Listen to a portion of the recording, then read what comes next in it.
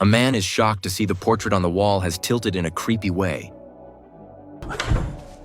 The old man hears something and rushes over to check. That poor thief didn't steal a single thing, but inside this house, he discovered a horrifying secret. Just a moment ago, the old man left after a friend invited him out. But the second he stepped out the door, the thief slipped into his home. Then he pulls out his phone, connects to the mansion's Wi-Fi, and after a few quick taps, he disables every security system in the house. The owner of this mansion is a judge. Judging by all the expensive collectibles inside, he's probably taken plenty of dirty money. But the thief isn't here to steal. He broke into a rich man's house for one reason only: to leave graffiti, to vent his anger at people in power. But just as he's about to start spraying, he hears a noise coming from the basement. Jack carefully heads downstairs. It turns out it's just a fan bumping into a desk lamp. He exhales, relieved. But then he notices something else. The basement is filled with strange props, mysterious items, and a bunch of unsettling photos.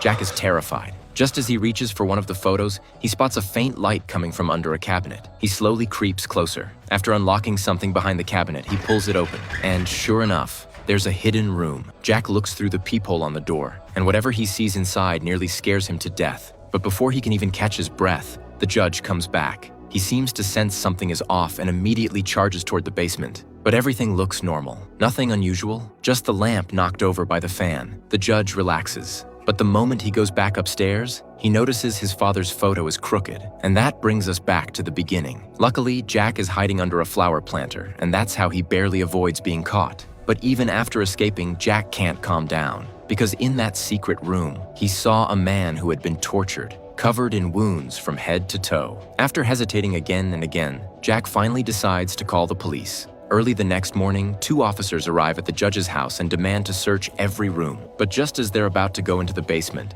the judge drops a name: his friend, the police chief. How diligent his officers are in responding to crank calls. I'm sure he wouldn't think it was a waste of police time. The moment he says that, the 2 officers are instantly intimidated. They only take a quick, meaningless glance at the basement, then close the door and get ready to leave. Jack is waiting outside, panicking, but not long after, he sees the 2 officers walk out. Clearly, they found nothing. It's fucking pigs.